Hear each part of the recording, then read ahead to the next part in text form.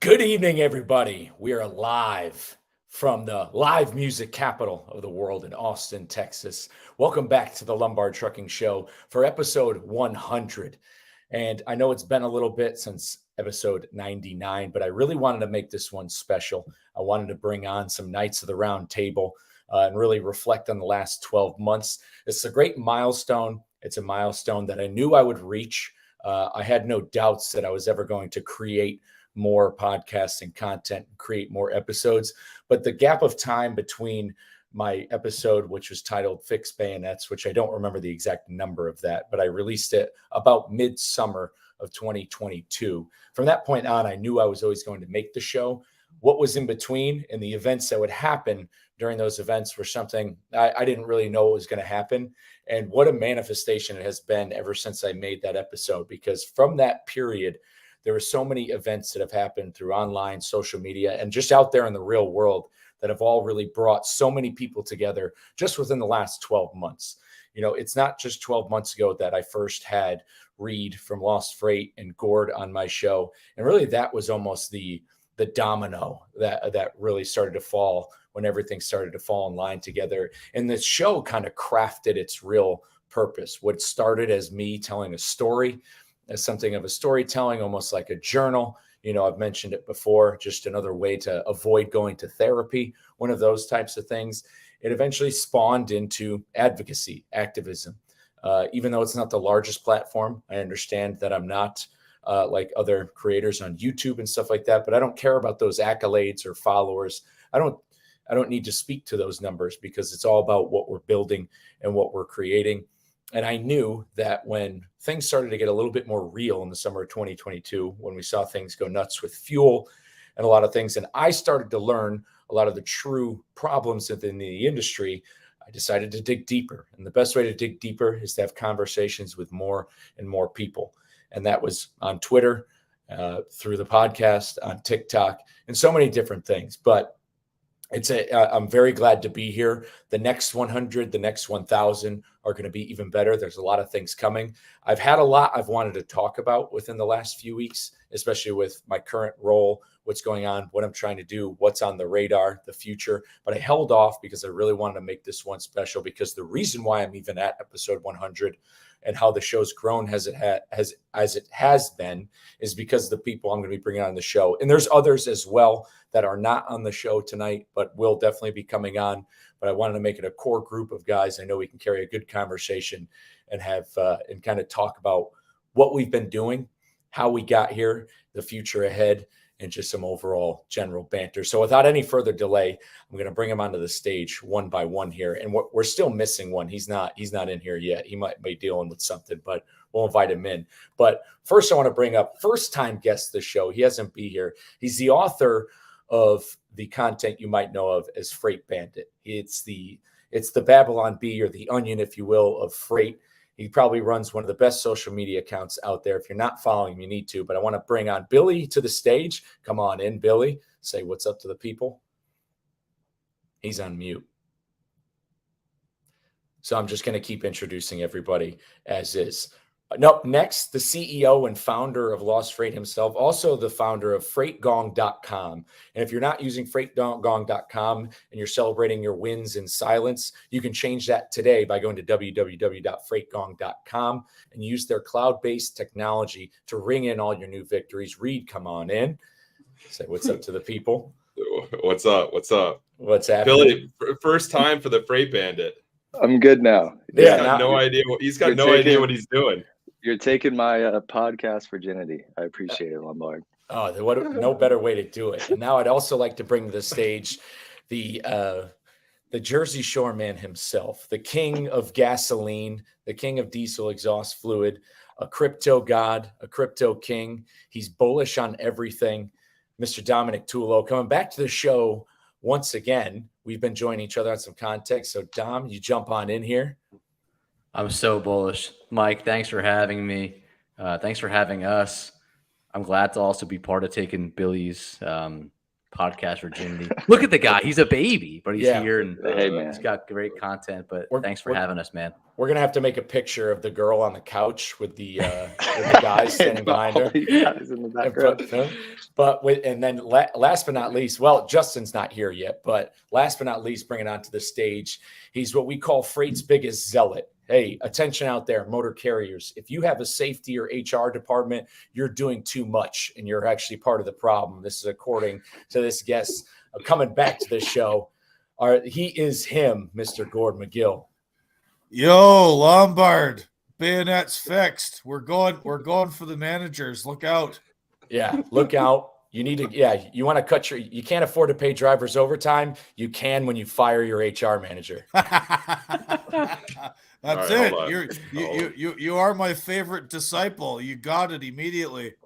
Oh yeah, so it sucked right in, just like the late great St. Peter himself. Just drawn right in. Apparently, Justin's in the waiting room or something. Lombard. There he is. I see him down there. I got to scroll down, I guess. Something having issues. There he is. All right. Now we got a full house in here. 6 and 6. Super trucker, the Gandalf of freight memes himself, Mr. Justin Martin. Come on. Been here the whole time. I was watching everybody come in, and I'm like, okay, here we go. And then when you said Jersey Shore, I was like, I thought that was Justin. No, man, it's got to be Dom. He's right there, right at the port of Newark. Full house. What's up, gentlemen? Yo, man. Lombard, congrats on episode 100, bro. Dude, yeah. Thank you, guys. How many podcast hosts make it to 100?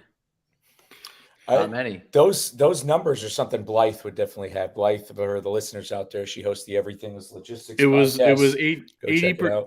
90% never make it past episode 5, and of that 5% or whatever percent that is, 90% of that never make it past episode 20.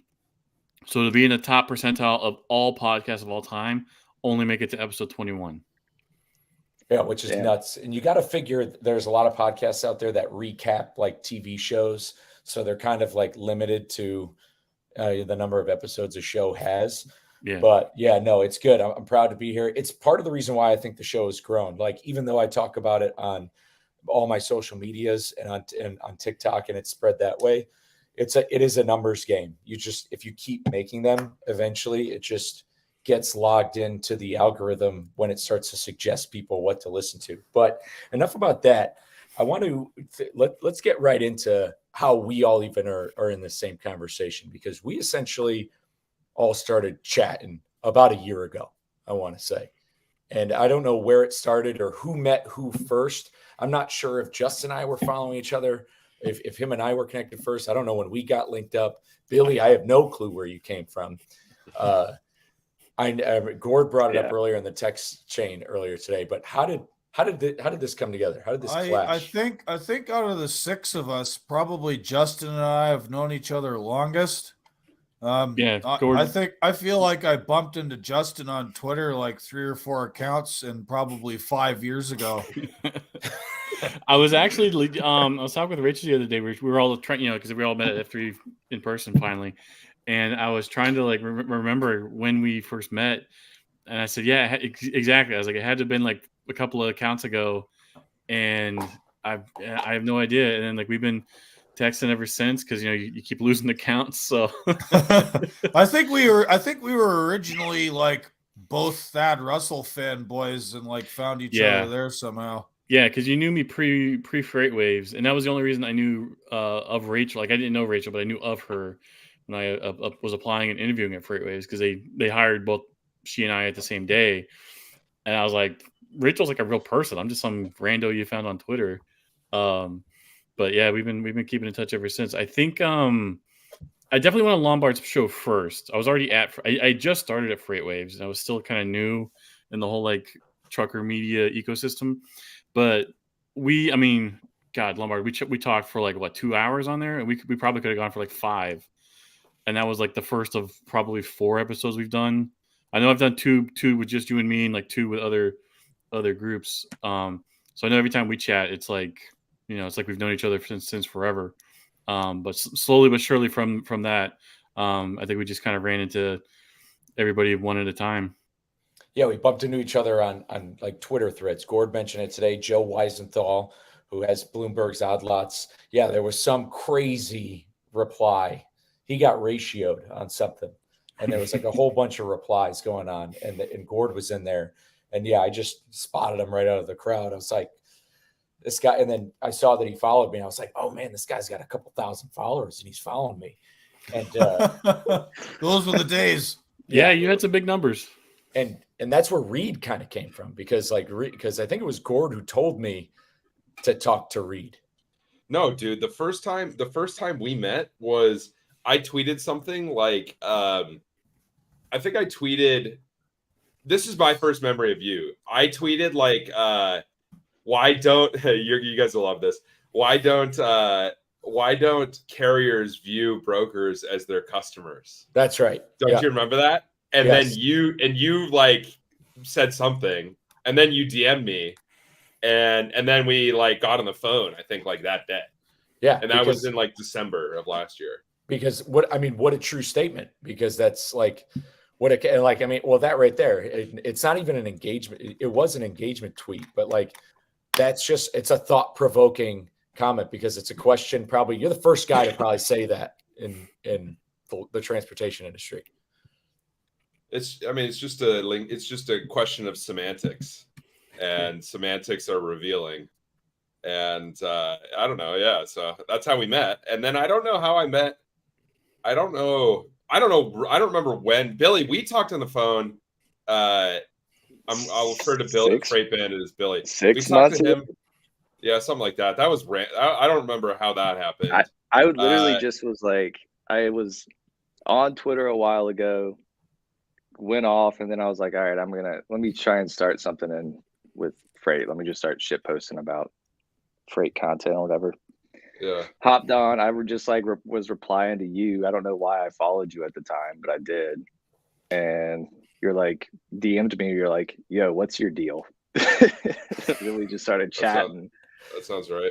Hopped on the phone, and then next thing I know, I get like thrown in a group message with you boys. Yeah, that was kind of on me. Gord was like before my time on Twitter. And so I was like, I don't know who this guy is. I do all that research. And now, Dom, how did you get into this wheelhouse? Bro, Dom joined my remember when first of all, Dom hit me up and he's like, hey, you want to be on this podcast? I was like, okay, sure. And then he didn't even fucking publish the podcast that I was on.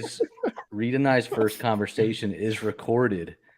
We basically met on a live recording as an attempt to make a podcast for a company that I was representing, and I ended up not even publishing it. I'm gonna have to publish it in a few months because it's probably so good. But anyway, it probably sucks, dude. That's okay.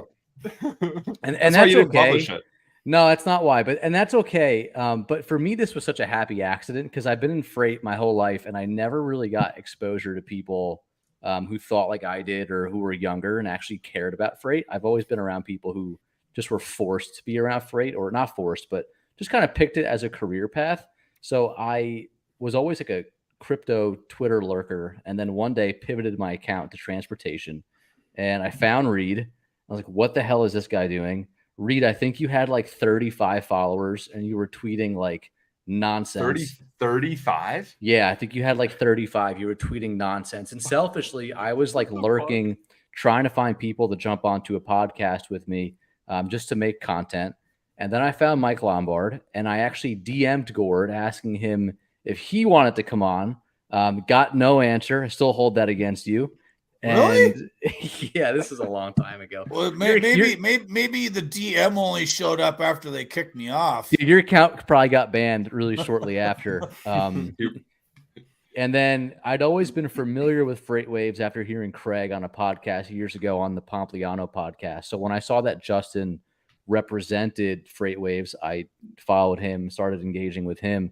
And then Billy, I didn't get a chance to meet you until our group chat, but I'm glad that we were mutually added to it. Lombard, the first time I ever spoke to you, dude, it felt like I already knew you for 15 years. It was just the conversation that we had. I think our first conversation, Lombard, was recorded too. on Oh, a is it? podcast we did together. I think so. I think Wait. basically our first long form conversation was recorded. On the TCS one, or I think it was due to yours, basically. I think I was on your 50th episode. yeah. In March. So yeah, our first actual voice conversation was just us getting on there, which is also one of the reasons why I like this show, and like and kind of like my own self brag. It's like the guests I bring on, I have a minor text conversation with them beforehand. We talk maybe for 10 minutes before that, and it'll be some trucker from TikTok, another driver out there, and then we'll just come on here and we'll talk for an hour. You're a cheap date, dude. Yeah. But that's actually really hard to pull off, because there are times when when I had my podcast at Freightways, like you'd be emailing back and forth with people like for a week and get nowhere. I got this guy is a Georgia representative, and months he's like, yeah, we'll talk. I'll go like a month and not hear anything from him, and it'll be like, hey, can you send me contact info, this or that? And I'm like, okay. I'm definitely looking forward to his chat, but yeah, anybody wants to get on Lombard. It does be like that, man. It do be like that. One of my friends, the guy I used to run the ice roads with, really good friend of mine in Canada, somebody I've had in mind to get on my show since I started it over a year ago now, still haven't pulled it off. Like some people are terrible at answering the phone or answering their emails, and they just don't get it, right? Like, I'm not to say that, like, people are like necessarily, it's not that they're slow. They just don't, like, when you're online and you're in like a fast moving business, it's like, let's get stuff done. Sometimes people want to do stuff and they show it by actually doing it, right? Yeah. And like all of you guys are very good at that, and not everybody's good at that, right? Yeah, that's one of the things that like I most admire about you, Mike, is that when you're like, hey, I'm going to do something, you're just like on the ground running. Like there is no like, maybe, I'll make some notes or whatever. It's like just pull the cord, throw it, and, we'll see where it lands. Well, that's kind of what you have to do. And when it comes to conversation, especially like podcasts, like, because that's what I tell people, you got to come on the show. I think if there's too much pre-planning, like what's it? There's a slogan for it. Analysis is paralysis. Yeah. When you look too deep into stuff and you really overanalyze it, you might end up not doing it. And so from that perspective, you definitely just got to go. Like, you just got to be like, okay, I'm going to do it.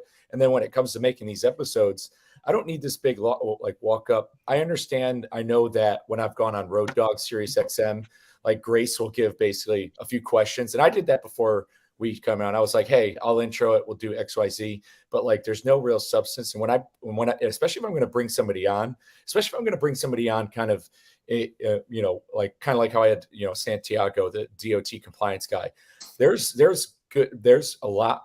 It's a lot better content when it's raw, because I've said this before. Like the whole point of my brand, the whole point of the content is, telling people's real stories, because the internet's full of inauthenticity, fake people, lying, scripted stuff. Like, I don't want anything. Nothing needs to be scripted. Well, and it's also full of it's also full of meta level circle jerks where we just all talk about the content, and the content becomes the content becomes the content. The meme becomes the meme. Right. Like, we're memeing about memes. Yeah, people don't actually talk about things they're doing. They just write content for the sake of writing content, and they forget that the content's better when you're actually doing stuff and then reporting on yourself, the good and the bad. Like, share the entire story.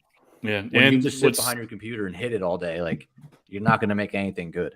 And the beauty of like long form content too is like, it's impossible to bullshit for 3 hours. Either you very quickly realize you. Well, I mean, you can't like lie to an audience. You can't keep yourself. Oh, bullshit! I see what you mean by bullshit. I get it. Yeah. Like, it's if you're like if you're in a situation for like 10 minutes back and forth, boom, boom, boom, you can be like super polished and clean everything. But like, you drag that on for an hour, it's like, oh shit, where are we going with this? And it's really fun when you get two guys or all of us together that are like super high openness. You just never know. Like, good God, Matthew should have just left it at super high. Last time I talked with Matthew Lefford, I mean, we started talking about, we went from like employment law to like the heat death of the universe to goldfish or something. Like it's just you have no idea where the conversation is going to go. Yeah, that's what I loved about the episode I did with James Year. When how we just like it started with, everything talking about AI, and then it almost turned into, and then we were talking about the quantum AI stuff, and and it just shot right out into the universe. Well, no, but that was a really good one, though. I've had James on my show a bunch, and I think that's how I sort of introduced him to all you guys. And when the first interview I did with James was with like an actual field microphone at this truck show. And he was really nervous, and he sort of, how people aren't necessarily born showmen, right? Like some people are good in front of a mic or a video camera, and some people suck, and some people get verklempt or whatever. Like the demos at F3. Right. Yeah. James actually wasn't a very good interview, but like after several on my show, on yours, he killed it. And like your guys' conversation was awesome. And like you drew more detail on what's going on with the autonomous technology out of James on your show than like I did on 4 of mine. Like you did great on that one, sir. No, it was a fun one. I mean, and that was one where I like closed my laptop and I was just like, I was like, holy shit, this is deep. Like I walked out of that like feeling like I aged several years. What time of the day did you record? Oh, it was at night, and we went, and Okay. like I remember getting into bed. My wife was like fast asleep. It was super dark. I think it was. I didn't get to bed until after midnight or something. Oh, because I wanted to upload it. You sit there and you just stew in your head, like going through the conversation, like, okay, I got to go to bed. And it's like, well, if I go to bed now, I can get 5 hours of sleep. But man, what a conversation! So what can you tell us about quantum AI? Mike, I don't know Nothing. Mike, that show you did with James, so he invited me to Syracuse University to his sort of master's presentation. So he had like this one room, couple of huge screens. He had like this desk, and there was like 25 people sitting there, right? Like other students in his program, advisors, PhDs. And he did this whole multimedia presentation, which I mean, his degrees in photojournalism, and his project website very prominently displays his interview with you. He basically gives links to the podcast. So there's going to be people. What is the website? What is the website? It's called stealingfire.tech or something. I'll put it in the chat. It's a great name. Yeah, and it's basically the title of his master's program. And there's there's several sections within it, and then there's one that's just podcasts, and he lists the one that he did with Mike. So there's going to be a bunch of like photojournalism nerds and various other people coming to it, and you did good, Mike. So that's great. Oh, Hey, that's good to know. He's got our AMA on there too. Oh, nice. Oh, Mike, from 100 episodes, dude. Who's the guest that sticks out the most to you? Yeah. Well, before I answer that question, I definitely want to get Billy asked me what I know about quantum AI, and it goes in. Like I said, Is it just AI but smaller? Sit back. It went off on the deep end. It's kind of like the shit Michio Kaku was talking about at F3, talking about like. But here's the thing: when it comes to quantum AI, the way James Year and I talk about it is everything Michio Kaku was talking about at the end leaves out the possible social issues that have to do with this technology because, of things like geopolitics, war, destabilizing countries. So like he sounds really benevolent. Like this is your future. This is it. That's given however this technology rolls out. It needs to roll out benevolently. But like 100 episodes, I guess that sticks out the most. It's really tough because there have been some because each of them are so unique in their different ways, like having Desiree Wood on from Real Women in Trucking. And like that one was another one where like my jaw came down hearing about, and like, yeah, and that was a good episode as a listener.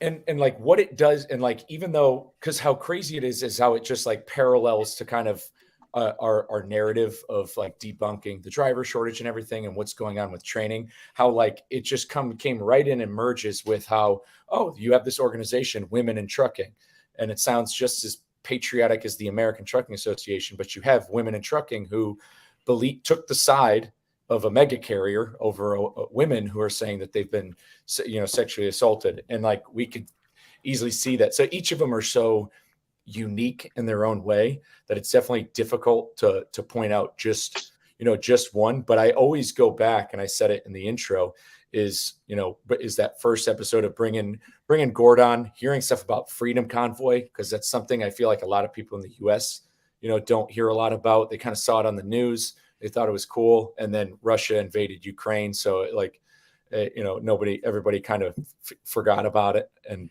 I know that. So it's like each of them are so unique. It's really hard to just pick out one, but because they all like have such damning stories to them, just like Trucker Avocado saying how he openly admits on a live show that his miles got cut, so he's going to go work for the Russian mob, and because they hack his logs. Or you have Danielle, she's a female flatbedder, talking about her mentally unstable trainers. Like, these are all such insane stories. Well, I think it speaks very well to the comfort level you provide your guests. That you're obviously a very good conversationalist, Mike, and people appreciate that, and the fact that you're like real and there's no fake BS. They're willing to unload all this stuff on you, and I want to agree with Reed that episode with Desiree was fantastic as a listener to hear all that stuff. So you seem to have a pretty good gift for the gab.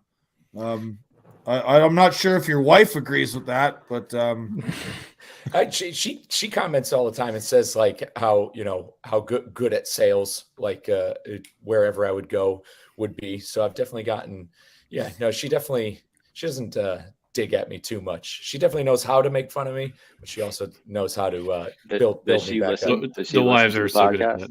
Oh, does my wife listen to the show? Absolutely not. Many such cases. Yeah.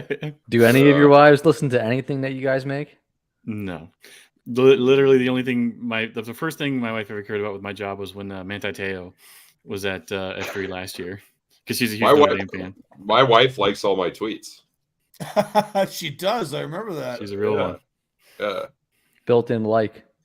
Yeah, she's a G in the comments. But yeah, it's hard to pick just one. And Gord, you said this in the text chat the other day, is we know the problems. And I was talking to Mike Marshall at Freightwaves about this in regards to my show, is we know the problems. We're having conversations about them. We don't really know the solutions. Like, we have ideas for solutions. We know like what could be done and what needs to be said, and what kind of like the general public needs to probably learn about where their tax dollars are going. But we need to keep having these conversations. And that kind of what is like a big fire underneath me is I need to keep having these conversations with drivers. Like, so when I bring these random strangers I've never fucking met onto this show and talk to them, like, I want it to be their show. Like, that's exactly what I want to make it, because it's their story. And so it's just so maybe it's it's a born with gift, but it's also a little bit of the passion behind finding solutions to what's going on out there in this insane industry, which I was talking to our roommate. He's a pilot and he's about to go work for a major airline. And like, he's like, if people knew what it took for you to walk onto a plane and to appear 1,000 miles away and then walk out, like, in between is an absolute mess. And it's the same thing with every load being delivered in the US, from that product being manufactured to it going on the truck, to the truck making it to its destination. There's so much absolute buffoonery that's taking place. No doubt. That is like such an understatement. And I've actually looked for the words to explain what you just said, like, very succinctly. Basically, the idea that if you work in any sort of like not entry, but like a ground level role in the industry, be it a driver, or you're working in a warehouse, or you're working at a truck stop, or frankly, and you guys might take issue with this, or if you're like a fucking broker talking to these guys 1,000 times a day, like, and you're just kind of like, you sit there and you're powerless to the situation as like just the most nonsensical things happen of all time, and you're lied to all the time, and everything's going wrong all the time, and you're everybody is blamed for things they can't control too, right? And the fact that it all works at the end of the day, and by works I mean works, right? Like, could it be better? For sure. But like at the end of the day, you can still go to the fucking store and get some food. You can still like go to the gas station and pump some gas. Like, I can still reliably get Zin and Coors Light at the fucking gas station. Like, so it works. But like, if you actually work in the industry, you're like, holy fuck, like, how does this work? This is crazy. These guys, like, this entire supply chain is built on lies and deceit. A lot of people get pissed off for you to get that Coors. And yeah, I mean, like, so many. You press a button on this piece of glass and your thing shows up in 2 days. Yeah, and dude, there's a lot of stuff in the meantime. Yeah, I also just couldn't imagine being non-asset based on the brokerage side and having to just kind of guess that stuff's going to get there and like not really have any control. I have a saying that basically in our business or trucking in general, we're going to give you $20,000. We're going to hope you give us $21,000 back. And there's a world of bullshit in between the two of them.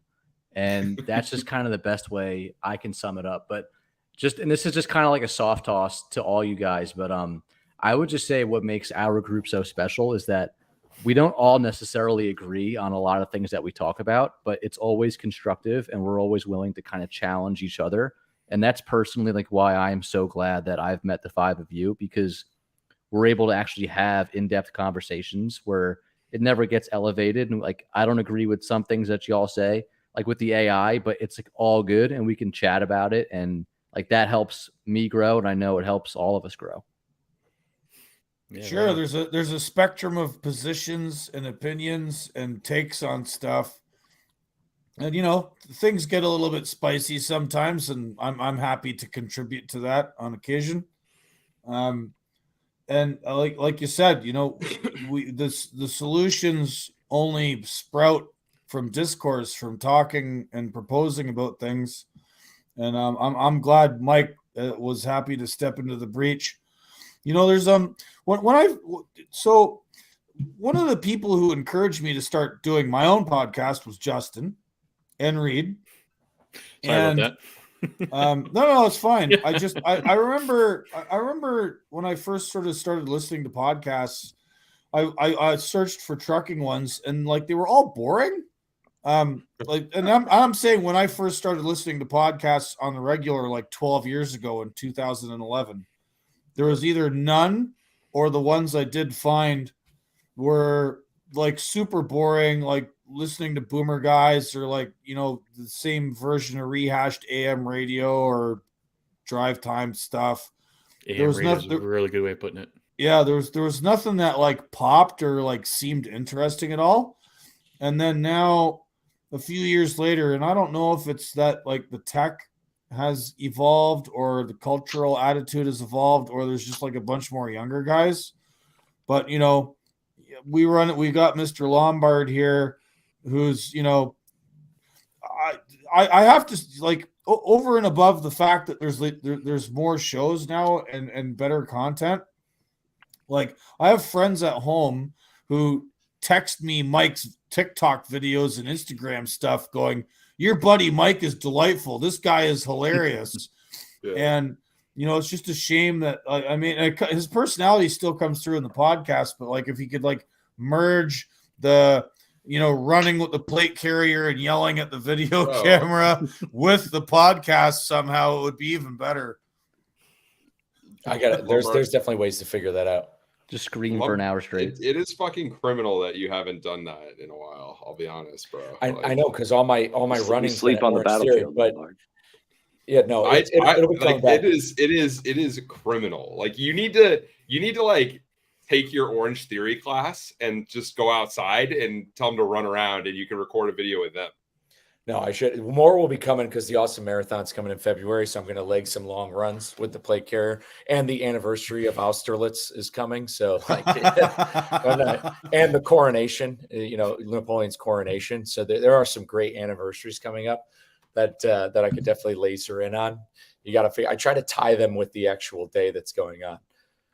And you're going to read up on Count Felix von Luckner, like I told you to. Yeah, he's getting a special one too, and I might have to script that one because a lot of the ones that running videos I made have just been on the fly, but like that von Lichtner one, that's got to come with some. I might have to get reading. That guy's amazing.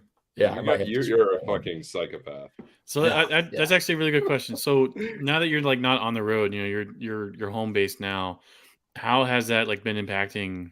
Not so much your podcast. You're cranking out more podcast content than ever, but as far as like, you know, TikTok and stuff, I definitely had that moment with me where it's like, okay, I'm a content creator, but I'm at home now. I'm covering the trucking industry, and I'm not in a truck. Like, what the hell? That I could tell you that, yeah, and that's what I've been saying, and that's why the TikTok's done, because I could tell you, and this is what's crazy. And I tweeted something like this the other day about how, you know, if drivers have time to join the anti-Bucky's Facebook group, that and bitch online, they have time to. I'm on that group.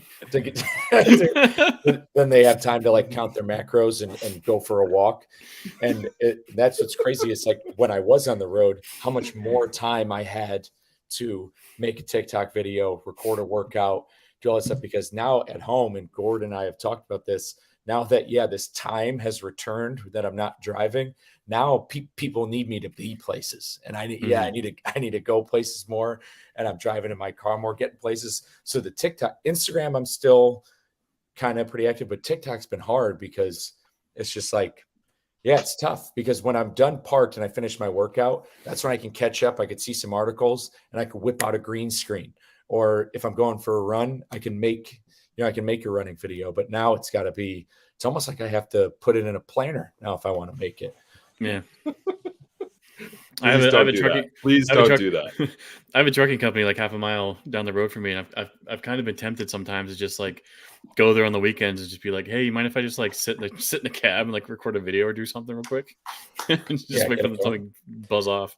Now, speaking of content, let's say, let's move right into where we all were last week, kind of. And I know we've been kind of running off a little bit of it, probably you can call it runner's high. I mean, I'm still kind of high off the energy of last week at F3.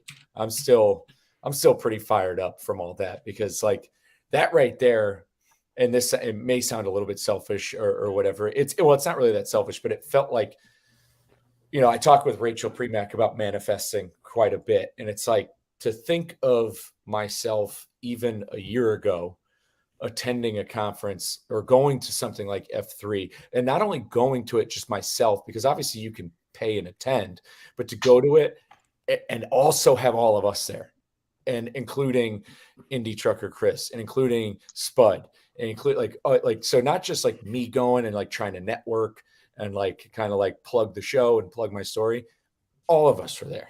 And it's like, I'm going to end the circle jerk. Like Kaylee Nix was there, and Rachel was there, and all these other ladies of freight. Anyway, carry on. Oh yeah, there were women present. Sorry. Yeah, I know there could be some listeners out there like, oh my God, these guys live hanging out with guys. Yeah, big sausage fest. But the idea of all of us being there is like, probably wasn't even a twinkle in the eye, even, up until I found out we were even invited, till like that even that even like came up. I never had thought that would occur. I had no idea. So when we all met at Matt's, earlier this year, I had it in the back of my head of like, man, I would absolutely love to have this group of guys at a Freightways event, and Reed out of his own pocket paid and went to the Cleveland event. And so it was like a small taste of like what was possible at F3, and it just shows you like the future forward vision and generosity of Craig to just like put this all together and be like, yeah, absolutely, I'm gonna take a huge risk and let a bunch of hooligans from Twitter show up at my big party, and it worked better than I ever could have hoped for. And it felt like Matt's. Like it gave off that kind of energy. Not as huge, obviously. It's not as big of a convention center, and there's not the general public there. But like the energy, like really felt like it. And that's what the feedback everybody was giving us this year was like the energy was just it was always all the Freightways events are always like a good time, absolutely. But this year it was just like it's a down market. People are losing their jobs. People are losing their businesses, and you would think that like an event at F3 this year, this time in the market would just be like a huge like downer fest. But it was like everybody was just having a great time, a better time than they've had probably in years.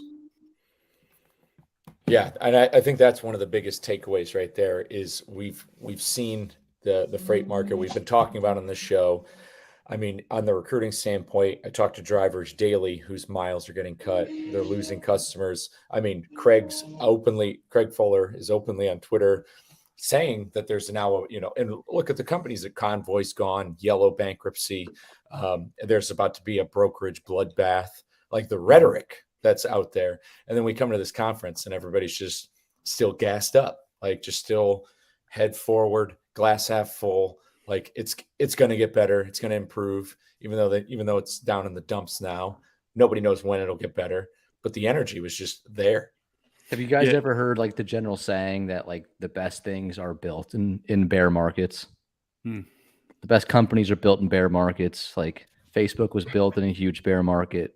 It's the same thing. Like all of us young folks, fresh blood coming into like Freightwaves and being around freight tech and getting all this exposure to different things. Like there's going to be amazing companies and amazing success stories built out of it. Yeah, no, that's without a doubt right there. I mean, and amazing content is coming from it. Like it's like, and that's what Craig was talking about last night in the Discord. I mean, just all of this content spawned from F3 last week. Like the past week on Twitter has been absolutely lit. Like memes out of the wazoo, GIFs, whatever you want to pronounce them, like little movies, like all this content's coming. And I'm telling you, that's just going to fucking build everybody up. Yeah. And I've always been a huge fan of like things work best when like, what did you call us, Lombard? The tunnelers, the people on the ground. Yeah, and I got it from Peaky Blinders. I said that to Craig. I said, Craig's the guy above ground. He's like the polished officer. And if you watched Mike 1917, he's the guy that who's that British dude who's in every like freaking military movie. He plays Doctor Strange. What's that guy's name? Oh, Benedict Cumberbatch. Benedict Cumberbatch. That's Craig Fuller. He's Benedict Cumberbatch. He's the officer. He's above ground, polished. We're underground. We're the tunnelers in World War I who are like dirty, like bayoneting people underground with stethoscopes to the walls. Yeah, the first Freightways event I ever attended, the only people that were there that were truck drivers were basically me and Rooster, and we had such a good time, like actually chatting up, all these C-suite people at these companies, because they never really talked to tunnelers, so to speak. And I was like, man, we got to like try to get more drivers into events like this, and good God, we pulled it off this year. What's up, Jackson? I just saw one of these live comments come across the screen. Oh, yeah, we love live comments. Anybody listen out there we're live watching on the show, feel free to ask some questions, give some shout outs. This is a celebration, of course, but yeah. Can I add to Justin's comment about him and Rooster being the only drivers at the first Freightwaves? I wasn't sure what to think F3 was going to be about. I mean, it seems like a little bit of a joke about how the whole ticket thing and Craig's generosity was actually going to play out, and was whether or not it was going to happen. I was a little bit skeptical of it until I actually saw the email from Reed finally come through. But like, it was just interesting for me seeing the sort of nerdery side of it. Like, as a driver, you do deal with that sometimes. You speak with brokers, you speak with dispatch, you speak with management. Maybe not all the time, but you sort of know it's there, but it's like off to the side. And, it was very generous and forward thinking of Craig to have a pile of like hooligans show up, unknown quantities, loudmouths on Twitter or various other platforms. And then like our interactions with that, and watching Chris Thomas, like watching Indie Trucker just yap his ear off with absolutely everybody in that room, man, was nuts. He needs to hang up the keys and just open up like a consulting firm like yesterday. That guy can just talk and talk and talk and not just bullshit. Like he's giving like real honest, sincere feedback. Yeah, he's a real hill country boy that, no nonsense, man, gets right to it. And it comes through. Like he's legit. He's authentic as they come.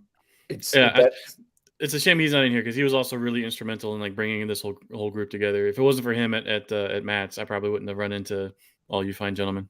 Yeah, also true as well. And I definitely I would have wanted him in here. I know he's on the road and stuff like that, and I want to get him on. Oh, actually trucking. yeah, he's actually trucking.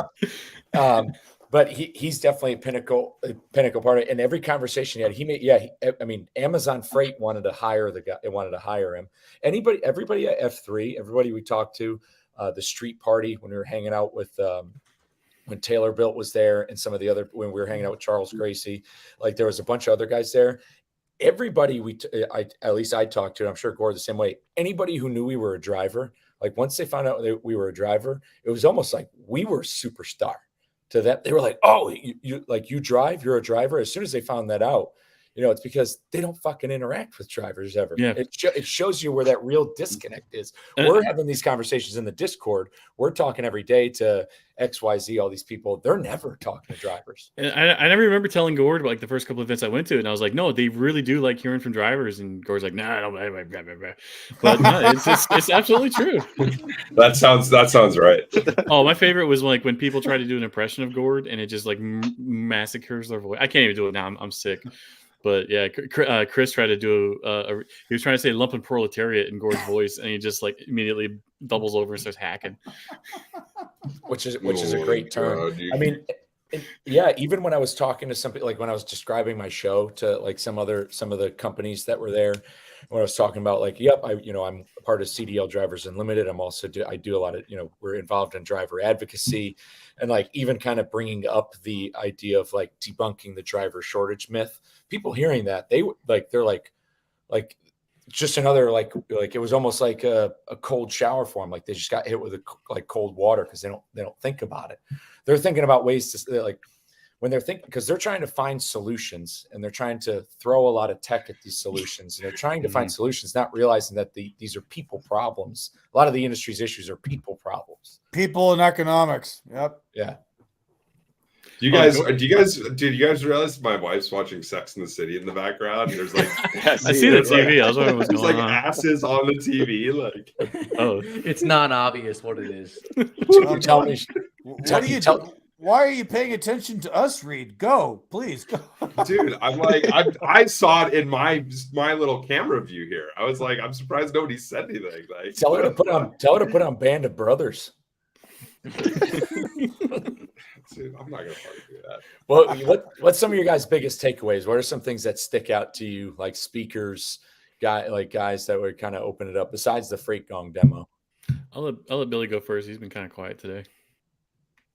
Well, I mean, I don't know. I think I really didn't pay a whole lot of attention to a lot of the speakers. Like I thought the truck stop. I don't remember the CEO of Truck Stop, her name off the top of my head. But I thought that was Kendra. Yeah, I thought that was a good talk. But honestly, like hanging out with you guys, I don't think I would have gone to the event if you guys wouldn't have been there. I mean, I definitely wouldn't have gone. But it was like meeting you guys for the first time in person. It was like we had known each other like our whole lives, pretty much. Like the conversation, everything just like clicked so well. And I think like from the perspective of like the other companies that were there, I mean, they all come to the same event every year, right? It's the same company showing up to the F3 or FreightWaves events. And so they're used to selling to other like C-suite executives and all these other tech people. But to have like the boots on the ground there is like, I think a tremendous value add for the event. I mean, it's just like adds a whole new perspective that you guys were talking about. Like nobody even sees that shit. But personally, I thought the most fun was after the event, all the stuff we did. Yeah. You know, in the evenings and the afternoon. Man, I can't even wrap my head around how much money Amazon Freight and JB Hunt 360 and Truck Stop and all of these other sponsors spent on those after parties. Like, rent an entire bar, cater it, and give everybody drinks for 3 hours. Fucking TIs there. Yeah. T.I.'s Oh, When you $100,000, look by the around, way. it's a bunch of bald-headed, like 40-year-old men, like It's a bunch of me. Yeah. I looked it When up. T.I.'s $100,000, by the way. Hmm. He's $100,000. You want to get him to come he was- out? It was light. Well, maybe they can spring for Limp Bizkit next year. That's mine and Dooner's like dream booking. So we want to get Limp Bizkit. There'll be a riot. They get back together. They're like actually Yeah. touring, aren't they? That's the problem. They're too damn expensive now. All these like bands that we grew up in like the early 2000s, they're hitting like their Can we get Renaissance. Creed? Yeah, Can we get Creed. Creed? Creed Yeah, on the Creed. radar. Yeah. Dude, I mean, Oh wait, we got to get Nickelback, I guess, or Gord. Oh no! Gord would probably choose some like niche like dungeon psytrance DJ to fucking play or something like that. DJ. It'd be like Burning Man. It'd be like They Burning pay Man. you to show up. Yeah. Burning freight, lost freight, burning Lost freight. Freight. Fuck yeah, let's fucking go. Holy shit.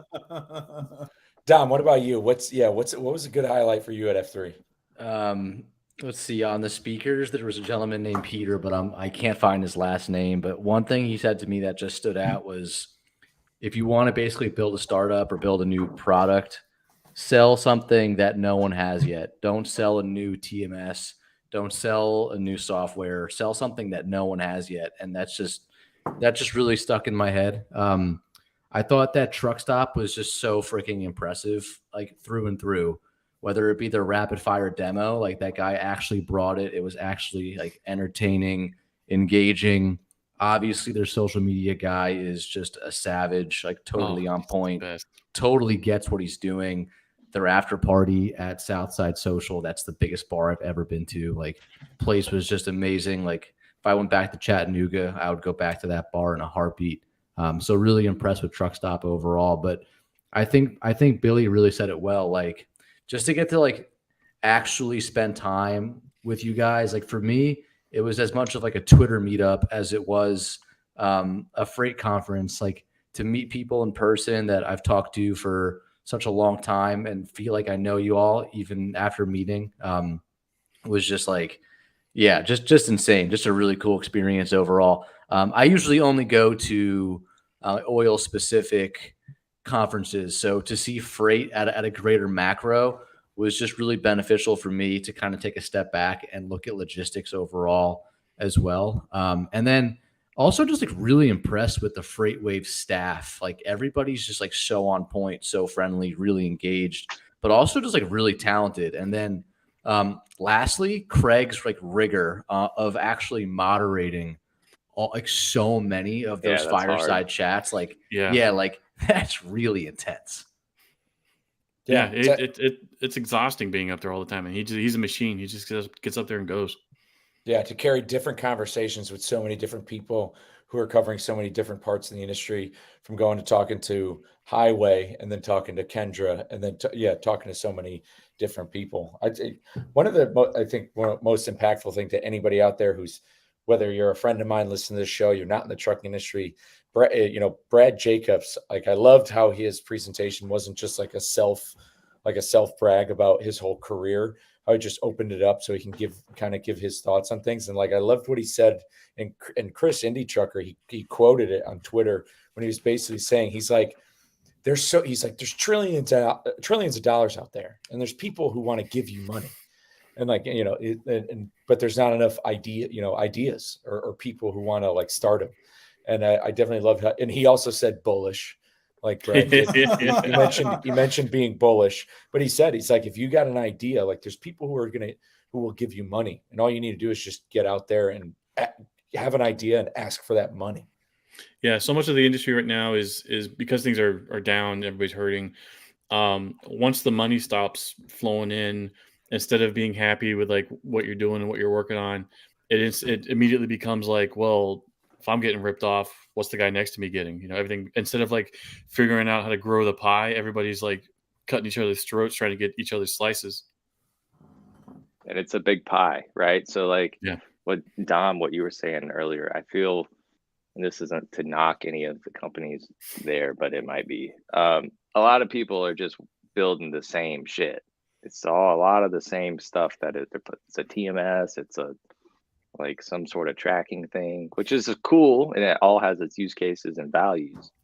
But there's nothing that was big to me that really stood out besides the freight gong, of course. But that like blew me away from a tech perspective. Like I feel like a lot of stuff has been out there. Like we've been working on this stuff for 5 or 6 years already, you know. I saw a through line, if I might add my own observation. I know we've talked a lot about F3 here for the last few minutes, and hi Billy the Spud, I saw him check in on the comment there. Goose, what's up, Goose? Billy, Spud, we all have many names. This through line I saw, and this speaks to what Billy just said about a lot of that tech being kind of the same or reinventing the wheel, is they're trying to manage trust. Like I spoke with a few of these guys out in the long haul about what they were trying to sell, and at that rapid fire session as well, it's just like everyone's trying to verify each other and trying to like, you know, make sure that the correct term is long house, not long haul. Long house. Yeah, F3 got long housed. Well, I mean, this that's a great point, Reed, because we're going to come back to observations from sort of dissident political spheres here. Is that of course? Well, no, the lack of trust, right? There's a sort of weird a breakdown in traditional trust mechanisms in society, and you see that bleed over into industry, and particularly in the freight and trucking market, where like there's just so many players and so many small companies, and nobody really knows each other, and they're all trying to like depend on this supposedly free and dynamic market. But that creates this other problem where like nobody knows who's actually hauling this stuff or how we can verify if they're not like, you know, some person that got brought into the industry by someone like G-Face, and they're like, nobody knows. And I just kept seeing this thing over and over again where it's like a verification system. And like that speaks to a deeper issue, deeper problems in the industry, right? Like, am I crazy here for making that observation? No, you're absolutely spot on. Like we're kind of like ignoring the elephant in the room. Like why does this problem exist to begin with? Bro, guys, I literally did this the other day. Reed, you're building a company to fix it. I know. Well, but my point, but like, look, I mean, there's a million verification platforms, and everyone's just like there's no better way to solve these problems than to just work with like the same people. And it's easier said than done to do that, but like nobody's really trying that hard. Like if you talk to carriers, like if you talk to small fleets, they're like, you know, I'm like, how many brokers do you set up with? Like, how many customers do you have? Like, whatever. And they're like, you know, I'm set up with 150 brokers. And I'm like, okay, like how many of them do you talk to regularly? It's like, the answer is like 2, you know, like none of them. And I'm like, okay, well, do you think that the other 148 people might have freight that you want sometimes, occasionally, like a load that would work for you? Like, do you think that there's a possibility? And they're like, oh yeah, of course. Like, why wouldn't they? How do you build trust at scale? That's you don't do the trust. We're overthinking trust at scale. Like we're way overthinking that. Like, okay, what we need to be thinking about is like, how do you just like get people to work together more so that they can build? That's how you build trust. You don't build trust like going and looking at a check mark somewhere. Like you go and build trust by working with people. And maybe the next 100 episodes of the Lombard Trucking Show is just introductions and profiling carriers and brokers. Bro, that's literally what I'm doing. Like I'm doing all these, like that's why I'm posting all these pictures of all my customers' trucks and like talking about how like dude, that's been like, and I did a post and I was like, oh, you know, on LinkedIn, I was like, you know, it sucks. there's a reason why carriers hate technology. It's because literally every fucking company out there makes shit for brokers, and 9 times out of 10, they're like looking at carriers as if they're like guilty until proven innocent. They're all like scammers and like full of shit. And it's like, why would I want to use technology that I'm just literally like assumed to be a fraudster, like by default, because I don't have any inspections, or because I like, whatever. It's like, it's just, it's bullshit. Like that's a very good point, Reed. That's why I always try to like get like these carriers and these brokers talking to each other, because I don't think the brokers realize that like, having 0 inspections on you is a good thing as a driver. You don't want to have a ton of inspections, but carriers or brokers see no inspections as a bad thing. So there's like a disconnect right there. They don't, it's not that they see it as a bad thing per se. You can get any broker in the fucking room in the entire world and say, is a carrier that has no inspections always bad? Of course not. Of course not. But the thing is there's no way to fine tune these rules. And so they're willing to throw the baby out with the bathwater because like they have no choice. Like it's just like it's just the few ruin it for the many. Listen, here's what needs to happen. We need to do Star Wars over again. And it's not about whether or not Han shot first. It's whether or not Obi-Wan Kenobi whips out his phone and does a little verification check on Han Solo to make sure they get to Alderaan, right? Like this, he has to verify that Han Solo and the Millennium Falcon have the correct MC number and have had Imperial entanglements. They've been checked out by Darth Vader himself before he boards it and goes to Alderaan. When they're heading towards the Death Star, he gets pre-passed into the Death Star. He has to accept macro point tracking before they can take off. It's funny that you brought up Star Wars, because I use Star Wars as a reference to all these tech companies that I talk to. And the first thing when they're about to show me whatever new widget that they're working on, I asked them, is it R2D2 or C3PO? And they're like, what do you mean? And I break that down for them. I'm like, is it this annoying thing that's going to be buzzing at me all day and, pissing me off? Or is it going to be like a cool Swiss Army knife that does like 1,000 things I needed to do? I can tell you, Gord, you raised my suspicions on asking that question more too, with all of this validation, because everybody seems to want to fight fraud. They say they know that it's out there. The gentleman from Highway who had this fireside chat with Craig gave a great. They spoke greatly about the numbers and about how much actually, not even just like double brokering and frauds going on, but the cargo theft along with it. And then you have all this verification, and it goes to show you like, and I think the words you used, Gord, it's like we've created this market to welcome it in, and now everybody's rushing to fix it. Yeah, the answer is trust, and it goes even beyond just the idea of trust, because I like, just from that recruiting perspective, when I've been talking to drivers, and this has been happening recently, is when it comes to getting a driver, another job. So this comes down even to the employment to the driver. This whole verification is they're working for carriers out there who sometimes don't exist anymore, don't have a contact information. There's drivers I've been talking to where I'm being told by one of, a supervisor or whoever, hey, can you contact the driver you're talking to? Because they can't verify his employment.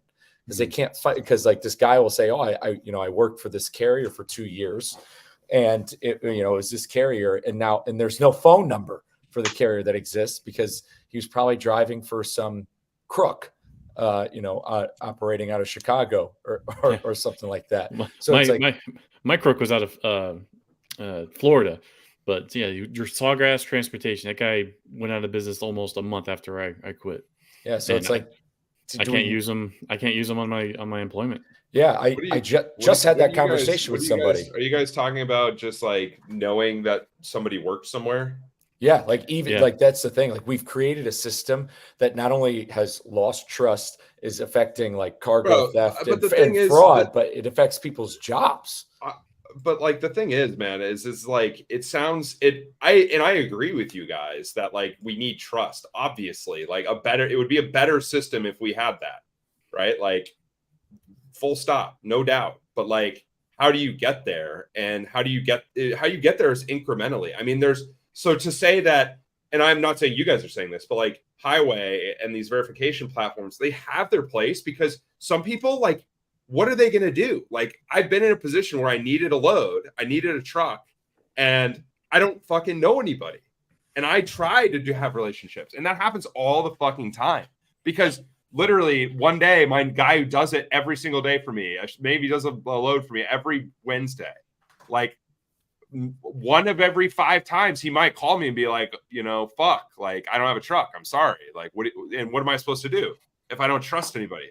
Well, I got to fucking go somewhere. I got to go get a truck, or my customer is going to go to somebody else. And so that's just it. So that's when you need those systems. Are there people who rely? Those are two different. Yeah, well, and those are two different situations. Like you're trying to book carriers for loads and stuff. I think what Lombard and I are talking about is like I, as a driver, am trying to get hired somewhere.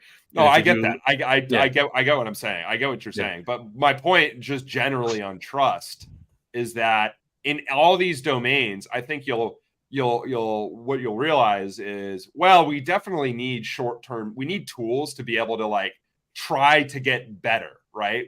And we using the systems we have, but we also need to have an eye on like, how do we get closer to this like more trusting, like more trust inducing sort of system that we're talking about, where a driver can like talk to, you know, somebody who they're like a potential employer, and they'll be like more levels of trust between people. Like, that's hard to fucking do. You know what I mean? Like, hopefully the tools can, because what I'm basically trying to say is, because Gord was saying how pre 1980, like that trust was essentially automatic because of the barrier to entry, you know, as entering the market. And I'm just saying, hopefully these tools are something raise that barrier to entry. Like, I had Nathaniel Ebel on, we were talking about Freight Validate, and it's a verification software that can work. And the tools need to raise that barrier because the barrier entry is higher than. I mean, dude, but like, think about this though. Like, we need to build, like, why pre 1980 did we have a more trusting system? Lower bandwidth. The lanes were owned by, the lanes were so owned. There was much less variability in like the participants in any sort of like transaction. You know what I mean? People like overseas, you were dealing with the same people because you had to. Like, that was the only option, right? And those systems beget trust. It's not like it's just the nature of them. You know what I mean? It's not. And we can sit here and talk about if that's good or bad, and we can like attach meaning to it if we want, which I would probably do. And I think those are humans have worked in those sorts of environments forever. You know, we couldn't deal globally like we do now. But like, the question is like, okay, like, what can we do to do that now?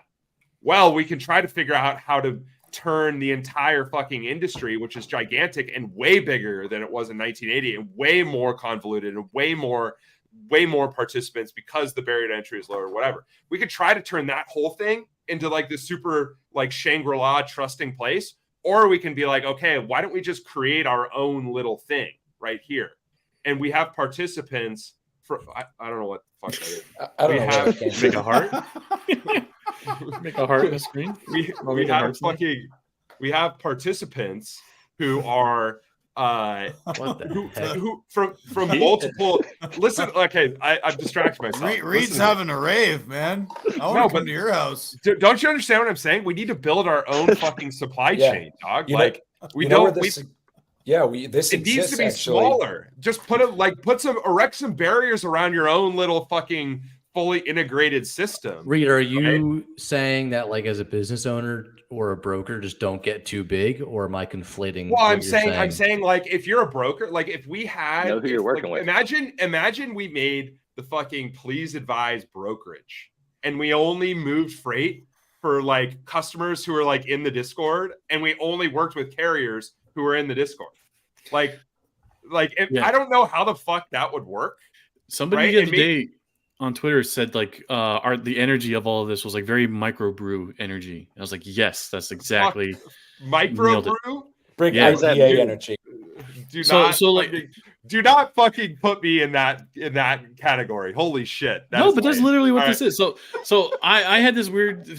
I never understood why you take a dart and you throw it anywhere on the map of the U.S. and you're gonna hit 7 microbreweries, and I was like, there's got to be a point where there's just like too many breweries and there's a bubble and they're all gonna pop, but it never happens. Like they just perpetuate forever.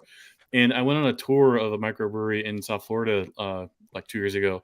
I asked those guys, I was like, what the hell? Like, please tell me like how this works. And basically what they do is they get together and they have like a board of trust around their area. And they said, okay, you are going to operate this area. You're going to do this area. And they all kind of like have a gentleman's handshake agreement. Now what happens is either you have like a stellar recipe and your sales just like skyrocket. And you either need to grow fast enough to become Sam Adams and be like a large independent operation, or you get caught on the Eye of Sauron of Brown Distributing, and some goon in a suit shows up and says, hey, that's a nice recipe you got there. Take this check or we're just going to steal it from you. And that's basically how they operate. I think that's kind of what's starting to happen here, like within the do we need like henchmen? Is that what we need? Oh, that would be great. Do we need like a roving like gang of just like thugs who just go around and tap on windows? Now we're talking pre-1980. This is what we're talking about. Basically. Right. But what you were saying, Reed, is that actually what you have? And, our freight queen, Laura, the tiny bull hauler, she came on the show. That's how she kind of described how the cattle industry works, like the hauling livestock, like the farms, like the farms all know each other. They kind of all work together. Like if I right now was to go out, buy a truck and a cattle cart, and I go to some ranch in Texas and I say, hey man, do you need somebody to haul your bulls? He's going to tell me to get the fuck out of here. Like if I was to go in and try to undercut whatever his carrier is who's calling the bulls, he'd tell me to fuck off, because that's how gate kept the industry is, by the businesses, by the farmers. Well, that's also a function of the fact it's a niche, and hauling livestock is a different game and requires a different set of skills and a different set of ethics and a different set of a drive, right? Like one of the problems, and again, this gets back to what we're talking about with verification and trust, is the freight market. No, and again, I sound like a snob, and I am, but I'm not, but I am, but I'm not. Anybody can open doors and back a trailer into a dock. It's not that difficult. So there's low barriers to entry. The market's flooded. The government has done this. Mass migration has done this. There's many reasons why there's like a gazillion freight operators. It's not that like cows or hauling livestock is necessarily gate kept. It requires a certain level of skill, and a rancher is not just going to accept someone rolling in saying, I'm going to haul your cows for you. You have to have a proven, established reputation within that market. And in order to do that, you have to go work for somebody first, because they can't just have any old Yahoo hauling cows down the road, right? Niches make riches. Niches make riches. This is the scale. The more interesting conversation here isn't about the meta or the industry at large, in my opinion. Okay, because frankly, it's complex beyond our understanding. Like it just kind of is. It's at a scale that we really like can't comprehend intuitively, in my opinion. Like we love to try to reduce things, and I have a tendency to be reductive too. I get it. Like I understand the tendency, but like the better question is, and the more interesting conversation is, okay, what can I actually do right now? Right. And am I going to be able to affect like massive change at the scale of the entire fucking US trucking market? No. Like fuck no. Like, but you don't have to. You don't have the money. You don't have exactly. That's the point. Nor should you try. Yeah, exactly. That's my point. If you do, you'll end up like Convoy. My point is like, okay, great. Like I probably shouldn't spend my time seriously doing that, because I'm probably just going to spin my wheels. Like I should, okay, like what is the smallest possible scale I can do it on to actually set up an environment where I'm able to solve the problems in my own little sphere, which is way more manageable than solving them at the scale of the entire fucking trucking system. You know what I mean? Like, So you build these little groups, and you try to start working together. You try to, like, to the degree that you can, like, pull the levers in your own system to fit the mold of this, like, ideal that you hold in your head.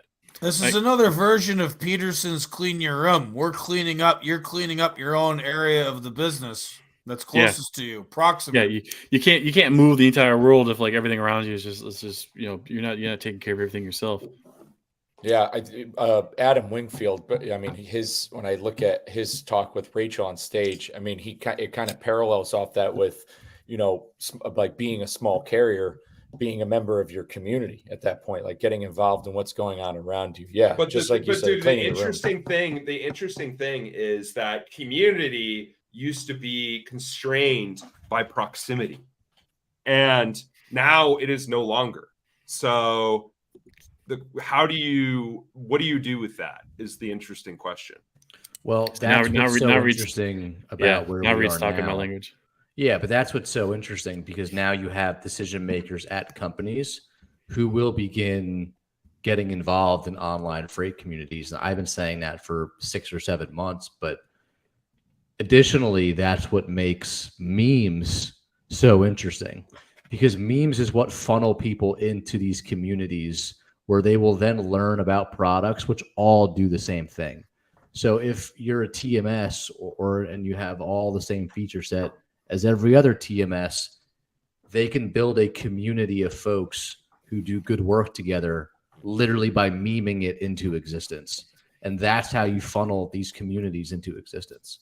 Yeah, there's no better way of, like, explaining, like, who you are, or what your company stands for, or, like, your values, than by just, what you joke around with online. If you're nothing but just, like, a corporate blank page and an automated, like, oops, sorry, our system is down account, you're just nothing. You're just an empty shell. There's no there. They'll have attrition. Those companies will just lose business. Everything like traditional media and advertisement is just so fucking boring, right? Yeah. And it grabs no attention anymore because we're so like overwhelmed with all this information from all these different companies and stuff. So, like, to stand out, you have to be entertaining and engaging. And so it's an interesting shift, I think, that we're seeing. Whether it, like, persists at the rate that it is right now, I don't know. But there's a ton of momentum. It is. It'll get faster. No, it's going to get faster. That's going to get faster and faster and faster. Like, as younger folks get into the business and get out of college and become brokers.